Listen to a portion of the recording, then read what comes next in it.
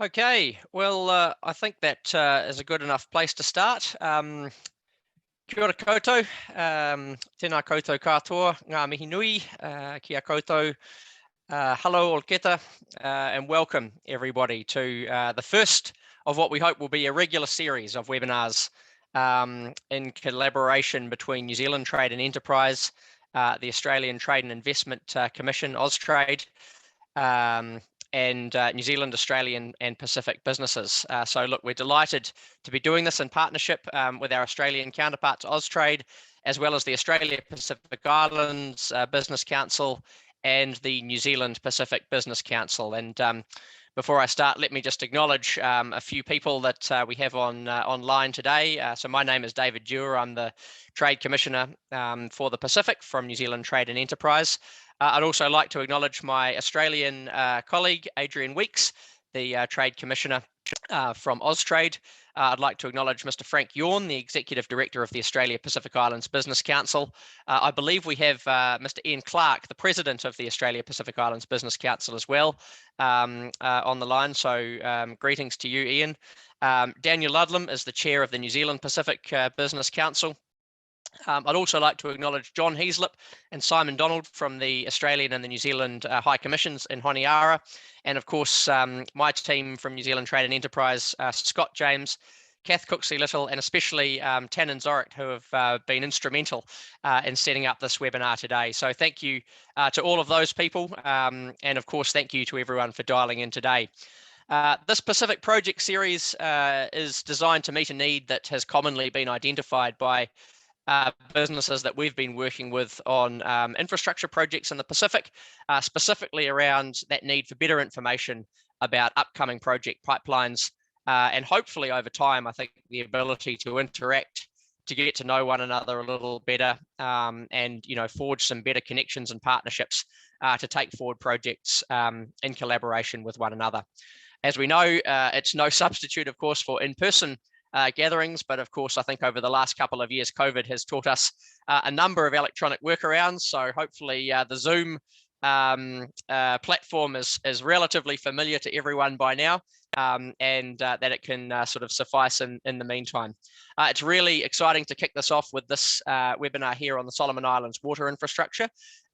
We had originally planned to hold this late last year, but unfortunately have had to delay it for a couple of reasons. And of course, one of those is the fact that, COVID is regrettably still with us. So, I would like to, of course, send all of our thoughts to those of us that are joining us from Honiara and from the Solomon Islands today, who are in the middle of, or really at the start, I think, of a pretty severe outbreak there. So, as we say in New Zealand, kia kaha, stand strong. We are with you, we're thinking of you, and we're really privileged to have had you join us today. Before I hand over to our colleagues from Solomon's Water, just a little bit of housekeeping. The format today, we're going to kick into a presentation from the team at Solomon's Water. Mr. Richard Farrell is the head of the procurement, the projects team there.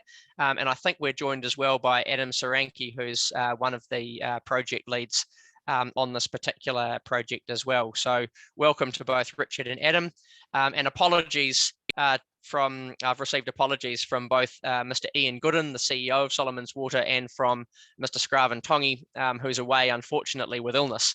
So wishing Scravin all the best. If I could ask everyone, I think you're already on mute, but please, as we go, put your questions in the Q&A function at the bottom. We'll be collating those as we go, and following the presentation, there will be chance for a moderated Q&A, which I'll walk us through. But of course, none of this is possible without the support from the team on the ground. So once again, thank you very much to the team at Solomon's Water. And without further ado, let me hand over to Mr. Richard Farrell, who will talk us through a presentation which Tannen, I think, will put up on screen now. So Richard, thank you very much. I think put yourself unmute, and the floor is yours. Okay, great. Thanks, thanks, David. Can you hear me? Can you see me? Okay, 2 thumbs up. Good morning, everyone.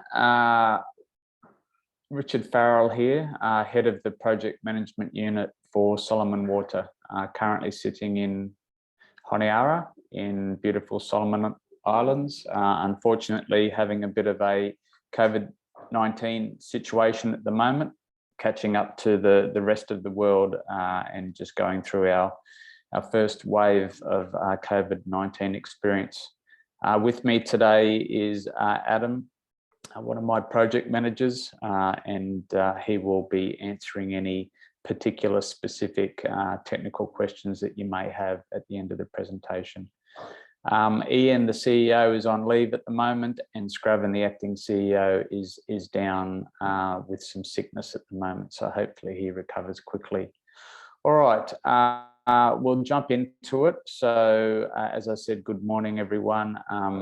We'll jump into the next slide, please. So just very quickly, these are just some of our mission and vision. So vision, safe water for a healthy nation. Mission, you can see these topics up there. This will be coming out at the end of the presentation today. Someone will be sending this out as a PDF. So I won't take up too much of your time. Some of our values are also listed there, to be honest, and very much working together as one team and customer focused. Okay, next slide, please. Just very quickly, our strategic plan objectives, which are currently being reviewed. But as you can see there, we have 4: meeting forecast growth in Honiara's demand for water services, including peri-urban areas.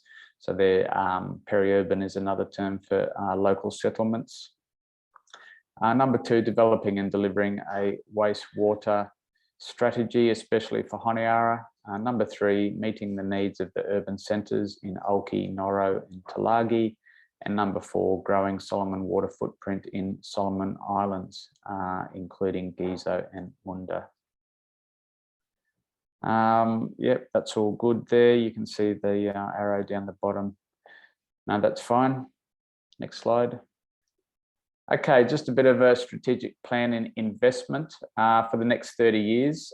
We need about 3.1 billion Solomon dollars, which equates to around 388 million dollars. Honiara Water, about 1.3 billion SPD. Wastewater, 1.2, provincial water around 0.4, and capacity development 0.2. So that gives us a lot of money that we need to get through our strategic plan over the next coming years. At the moment, 72 million funding US is available. That leaves us with about 22 million US shortfall in our current program. And that's just based on 2017 costs. Thank you. Next slide. Yep, keep going. So at the moment we have this under Solomon Water, we have the Urban Water Supply and Sanitation Sector Project, or UWSSP. It is funded by the ADB, Asian Development Bank, World Bank, European Union through grants and loans. Solomon Water is also providing in-kind contribution, and the Solomon Islands government is providing tax exemptions as we go through. It happens to be the largest water program in the Pacific, and the total value is approximately $100 million US. So it's not a small project. Next slide, please.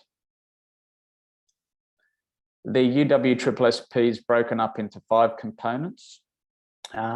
Component 1, we have water infrastructure, and that's about 57.3 million. Component 2, sewer infrastructure, and that's about 30.3. Component 3 is urban wash, both here in Honiara, as well as we're trying to transfer out into some of the other urban areas within Solomon Islands, about 2 million. Component 4, institutional development, is around 6.5 million, and that also includes the costs of consultants, both engineering consultants and individuals. And component 5, which is a recent one, is the catchment management, which is only 3.3 million, but we've been able to get some additional funding, so that's been great. And that adds up to close to 100 million, as you can see there. Next slide, please. All right, the first phase, the feasibility studies, going back a couple of years now, 2018, and Adam was around at this stage. We have the Honiara water upgrades, provincial water upgrades and new supplies, the Honiara sewer upgrades and ocean outfalls, and the Alki upgrade construction, which is now complete and at the end of the defects liability period. But unfortunately, due to COVID-19, we're struggling to get over there with the contractor to undertake final inspection. But that's just one of the things that has now got in the way with COVID-19. Continuing on the detailed design and further feasibility in 2019 to present. Again, we have been badly affected by the pandemic, particularly now, but also over the last 2 years, as well as the rest of the world has been, with limited flights, trying to get international design experts in, etc. We're about 95% complete. We were hoping to be complete by, say, mid this year, but we all already acknowledge that we may struggle to meet that due to, again, the COVID-19 situation and the most recent first wave that we are experiencing. Also was a hydraulic model of the water system was undertaken, and we're very close to having the final report completed. That should be completed in the next couple of weeks. So the design consultant for the first phase was Suez. If you weren't aware, it wasn't mentioned there. Suez from France, so they also undertake the water modelling for Honiara. Okay, thank you. All right, press again. All right, turning the plan into action continued. We have the Congalai water treatment plant construction. So the tender closed on the 1st of November. It's approximately $23 million US. It's currently, the bid evaluation report has been completed. The recommendations have been approved by the Solomon Water Board, and it's currently with the development partners for their review, and fingers crossed, no objection. Following that, then obviously the next phase is a negotiation and getting the contract executed. So hopefully we'll have that all in place within the next month or so, month and a half, let's say 2 months. Next one is the water reservoir storage project. So it closed just on the 6th of December, around $9 million US. We're getting very close to having the bid evaluation report completed, and subsequently getting that through the Solomon Water Board and then on to the development partners for their review, and fingers crossed, no objection. The last one is currently still out to tender. It closes on the 21st of February, around 5 million here or there, and that happens to be the water supply trunk main project. Next slide, please. Oh, that one. And tenders closing this year amount to, say, around 38 to 40 million US dollars. A lot of those are pending a EU and ADB co-financing agreement. Now, we've been expecting that one for a year and a half. Every time we have a 4-monthly mission with the development partners, we get told that it's just around the corner. The last advice was that it would be coming last month, January. So we can only assume that it's getting closer, but we have no confirmation of that. That doesn't take up the full 38 million, but it takes up probably a good proportion of that. So there may be some delays in implementation due to that co-financing agreement not being signed off, but fingers crossed. And those 3 projects down there are the ones that, so we have the Honiara sewer, inclusive of around maybe 4 pump stations and rising mains. We have 2 ocean outfalls, including the pump stations, and then the provincial water supplies in Munda, Talagi, Gizo and Noro.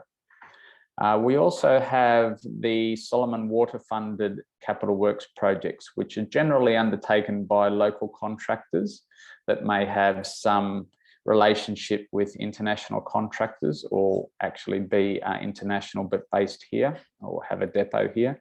And that amounts to something like 55 to 16 million Solomon dollars every year. Okay, next slide, please. That's just a bit of a oversight of the water supply projects.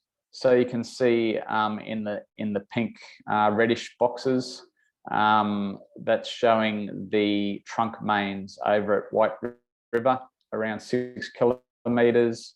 The trunk main at East Cola, anywhere between 1.2 to 1.8, as well as the Penatina section over on the eastern side on the way to the airport. The boxes further down in the blue with the red line, we have the water reservoirs. So that's the Tassahai, the Tatinga and the Penatina. So that's the location of those, some 2 over in the west and 1 over at Penatina in the east. Okay, next slide. Just a bit of a schematic of the ocean outfalls. So the one on the left, on the west, is the NRH section, National Referral Hospital, where it's all happening at the moment due to the COVID-19.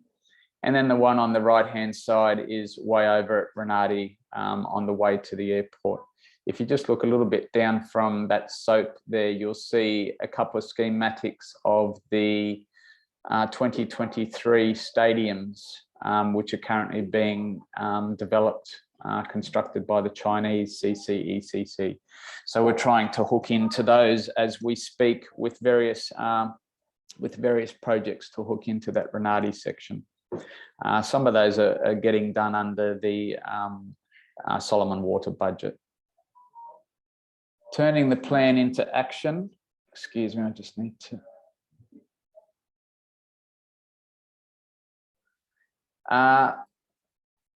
So the second phase, design feasibility. So we're talking 22 to 23. So the services commenced on the 27th of October for a period of 17 months. Those are the matters that are being undertaken within that design consultancy. So that's with SMEC International. Unfortunately, due to civil unrest late last year, as well as the latest COVID-19 outbreak, we currently don't have them in country, but they've just been approved today to come in Friday week on the 18th of February. So that's good news, but I'm not going to hold my breath because anything could happen between now and then. But yeah, so they're already looking into those facets of their consultancy. So asset management planning, 5-year action plan, water pipe replacement in Honiara, water expansion in Honiara, as well as Alki, wastewater collection rehab in Honiara, and a provisional sum to undertake a Choiceall town water supply and wastewater feasibility study. Next slide, please. Still on the same subject, so 23-24 construction, and remember funding is limited. We're hoping to get more funding through a phase 2 through the development partners, and we keep getting told nice words from them, so hopefully that comes through. So that'll equate through to about 70 kilometres of water main renewals and new works. Choiceall Bay, as I said, is a provisional sum depending on how much the feasibility comes back. Honiara, high level water supply, pump station and reservoirs, sewer renewals, major and network extension, and big question mark, new works depot. We're actively, Ian is actively sourcing or trying to source funds for a new works depot at our existing Matenico depot.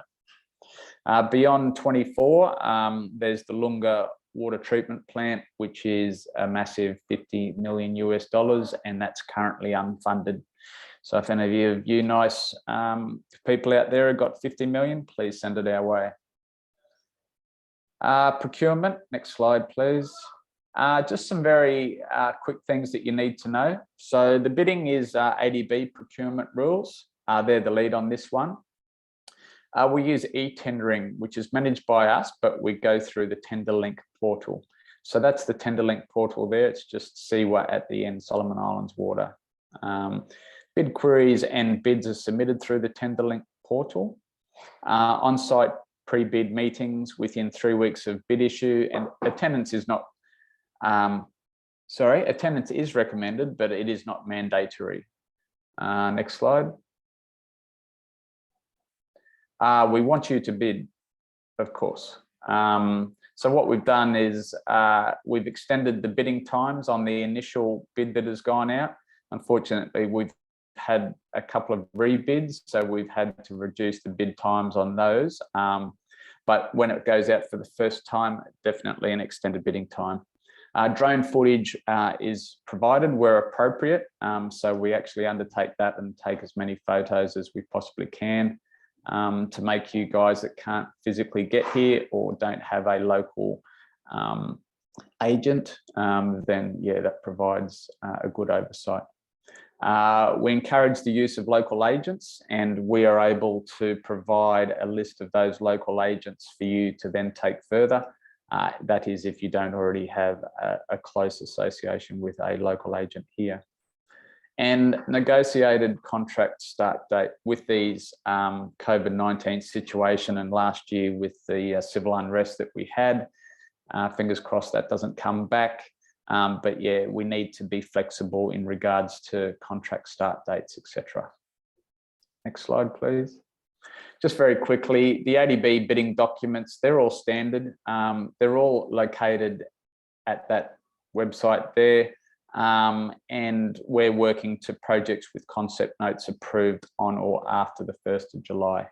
If you weren't aware, ADB updates those documents, and the most recent document was only from December 2021. So if you are familiar with the document, just make sure that you are using that most recent December 21 edition. Next slide. Qualification requirements, typical criteria. So again, if you're aware of these documents and how they're set up, you have experience, financial position, staff qualifications, technical capability, technical proposal. Fail to meet the qualification criteria will make your bid non-conforming. Next slide. Very quickly, because the funding is through the ADB, World Bank, EU, as you probably know, they have very strict requirements for safeguard requirements. So we generally work through ADB, but they work very closely with World Bank as we do. And then we have to also undertake environmental safeguards requirements. So we have a local, generally we have a local officer, and we also have an international officer who is not here due to COVID-19, and they provide the remote support to them. And then there's the normal environmental monitoring and reporting, as well as all the other stakeholder engagement and consultation. And that is all fed back through to the development partners through various quarterly and half-yearly reports. Next slide. Again, nothing uncommon to you contractors out there, but health and safety is very much a high priority for us. We have our own Solomon water policy, as well as, because it's, as I said, funded by the development partners, we also have to comply with their requirements. Next slide. After bid closing, what to expect? Now, this is a little bit flexible in that we have to be working within amongst curfews due to civil unrest and COVID-19 situation, but generally within closing of a bid, we try and get the award out within 3 months. We're going to be very close to that with the current Congolo water treatment plant, and that is our plan for the future ones with the reservoirs and the trunk mains. Yeah, just very quickly, as I said already, it goes to the Solomon Water Board of Directors and then the ADB World Bank for no objection. Okay, just some general tips. You're probably very familiar with working in the Pacific, so these would be very well known to you. So access and landowner issues, manageable, but can be an issue. Staff and personal health. Obviously, at the moment, the world's still going through COVID-19, and Solomon's is very much just in the first wave. HIV knowledge and awareness, still very big in the Pacific. Professional conduct, of course. Doesn't matter that you're in the Solomons or in the Pacific, you still need to provide the professional conduct. COVID-19 travel restrictions. International flights are still coming in on a Friday at the moment, but at the moment domestic flights are restricted, but that could change next week. And again, that's related to COVID-19. In-country supervision, use your resources that you nominate. That's what your bid has been evaluated on, and we will get very, very cranky if you don't turn up with the people that you've nominated. Full-time in-country is highly recommended. Don't try and remotely manage a project in the Pacific, particularly during COVID-19 times. It just won't work. Tax waivers on goods.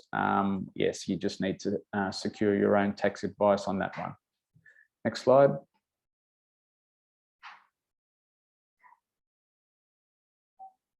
Okay, just very quickly, Solomon Water is a good employer. We believe we are. We try and pay on time. We try and get through claims, etc., and expedite those as much as possible. We are independent of the government. We will pay promptly, and payment is direct from ADB for anything related to the UWSSP. If it's Solomon Water CapEx, then that's through our bank. We have a project management unit of which I am the head. We have project managers, 3 expat project managers, 2 national project managers. Project engineers, I have about 5, a couple of graduate engineers, as well as all the other project officers like lands officers, environmental, safeguards, etc., etc. We operate transparently and fairly, and we definitely require quality work on time and at a fair price. Next slide. Solomon Water questions to contractors. By all means, you don't need to respond right now, but feel free to put anything down in email and send that through to the appropriate authority, and that can make its way back to us. But what can we do to make bidding easier for you guys? what are the major risks for your company and how can we help to manage these risks to secure a quality bid and obviously a excellent contractor at the end of the bidding process. So feel free at any time to put those suggestions together and get those through to us. Next slide. Okay, looks like we're here. So thank you too much for listening in on my dulcet tones today. I'll pass it back to you, David.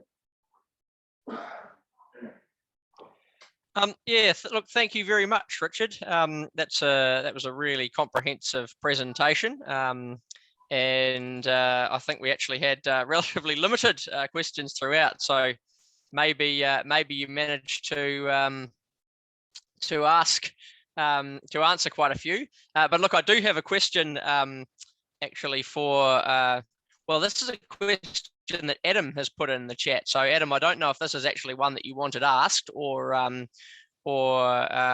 this is one that you wanted to put to the people online. But Adam's asked, what will the process be for travel to Honiara for contractors and suppliers during the project? So yeah, I guess perhaps that may be a question for yourself, Richard. You touched on the COVID availability of international flights during this time. Are there any other sort of COVID restrictions to be aware of, including around sort of quarantine on arrival and all of that sort of thing that's worth touching on? Yes, there are. The best thing is to jump online, check out the Ministry of Health. Another website which is extremely helpful is the Solomon Airlines website, and they have all sorts of links which work, which is great, to the various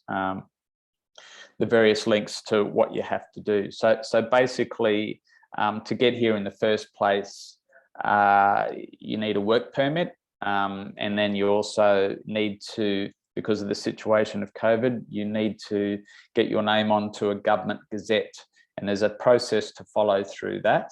Again, there's local agents here that are able to help you with that. We also have a corporate services section within Solomon Water, and they are able to assist in providing, for example, support letters from Ian going through to the appropriate committees to allow contractors and consultants to get in. There's also, it's quite fluid, and they generally can change the process from time to time. But there's a subcommittee which vets who's going to be coming into country. That's not very transparent, so that's excellent that we are able to provide support to whoever's trying to get here for anything related to UWSSP or Solomon Water, in that Ian is able to then, flick through an email or a letter to that subcommittee saying, we urgently need this person here for, whatever the reason happens to be. So we're very successful at that. And then, as I said, there's only international flight from Brisbane is once a week at the moment. Even in this current situation, it's been going for the last 2 weeks, and we expect that to continue. And yeah, so that's basically, once you have those approvals, you then you may already have a booking, but you then confirm that directly with Solomon Airlines and get on the flight. And then at the moment, it's 2 weeks quarantine. Not knowing if that has changed already this morning, but it can change at the drop of a hat. But at the moment, it's 2 weeks, and I currently have one of my project managers with 3 days to go. So yes, that's how it is at the moment. Thanks very much, Richard. And I think if there's one thing everyone on this call will be very familiar with, it's COVID-related restrictions getting in and out and then back in to where they've sort of come from. So yeah, look, definitely, I think, as you say, this is something that can change quite a lot. Another thing I'd encourage those on the call as well, if you are Australian businesses, then Austrade, I'm sure, can provide some higher level advice and support too. And similarly for the New Zealand businesses on the line as well. This is something that NZTE can also help with. But it is great to hear that Solomon's Water can also provide some support around those entry procedures.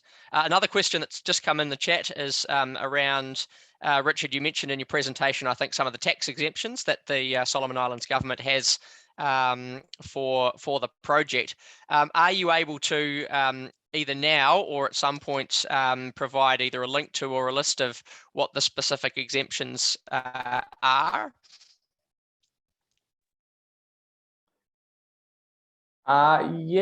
Yeah, I should be able to. Again, it'll probably just be a cut and a paste out of a recent or the current tender document that's out. From memory, there's quite a good section in there that covers those exemptions. Thanks. That'd be great. Another question that's just come in is, I'll just read this out because it's one from Ian. Richard, at a high level, who takes the risk of COVID-related delays, etc.? I appreciate this will probably be in the formal documents, but any high-level observations you're able to make, and of course, noting that bidders will need to get their own advice. Yeah, very much. Definitely, bidders need to have their own advice on that one. Suppose. Look, we need to be as flexible as possible.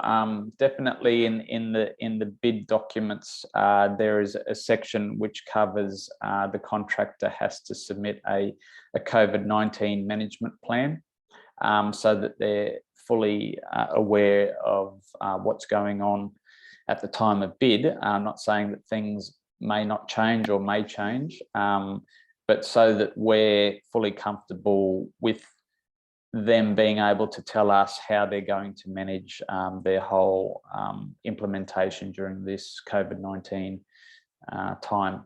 So as it's obvious that we can't control the government will do what the government will do. So we do need to be slightly flexible and work with the contractor if the government goes and implements a 2-month lockdown, which is just unexpected. Then obviously we're going to have to negotiate something. Fingers crossed that won't happen. It would appear that the government is very much looking at working with COVID-19 in the community, since it looks like it has exploded. So I think it's a factor of just managing the situation as best as they can, and limiting the amount of serious illness. So yeah, that would have to be covered very well in their COVID-19 management plan. Okay, and so I guess for any prospective bidders, it's worth having a good look at what the current Solomon Islands COVID restrictions are, and factoring that into the plan as well. Another question just in the chat. Do you have an approximate date for the ocean outfall tender?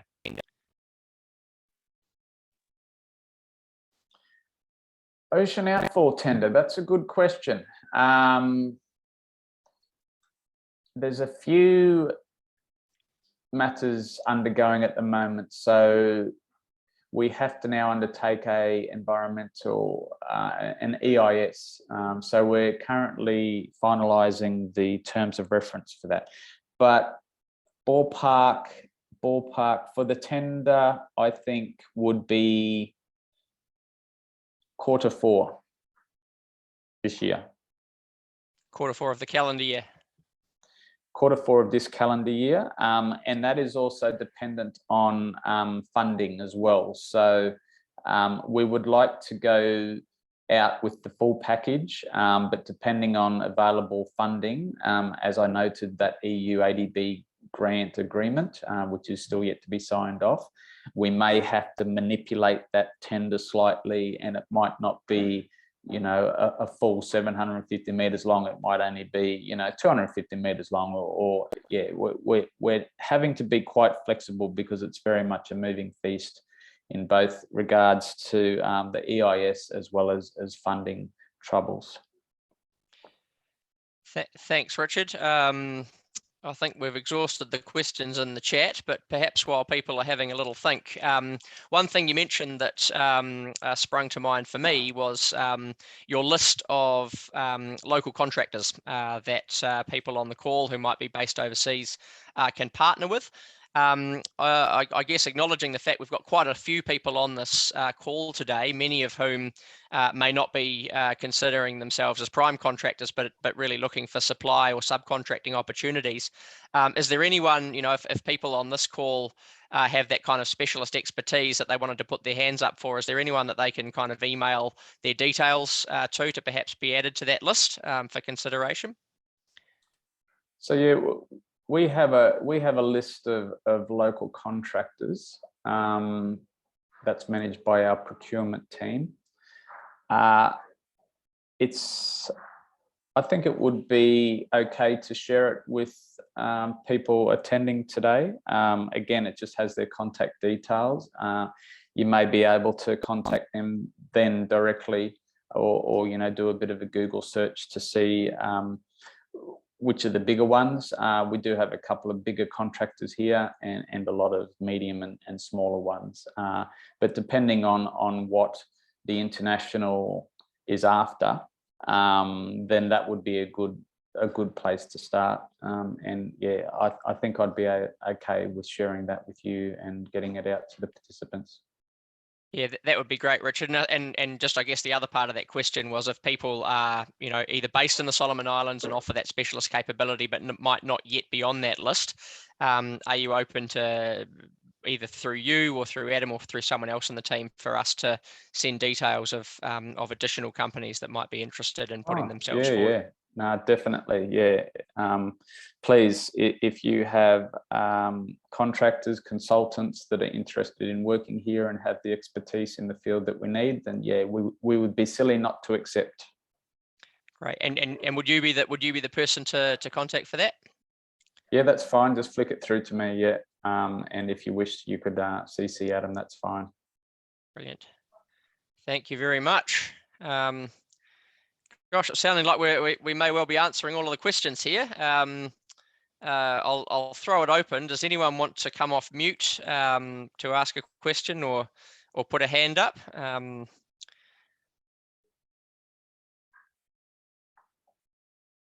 Feel free to write any more in the chat there. And as we sort of mentioned at the start, we will of course be circulating a copy of both the recording. We're recording the session of today's session, and of course we'll be circulating a PDF copy of the presentation that Richard spoke to today as well. Can I have a final call for any further questions? Speak now.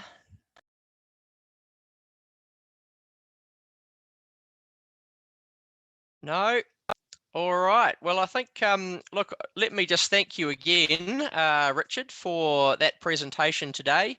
And thank you to Adam for being here as well.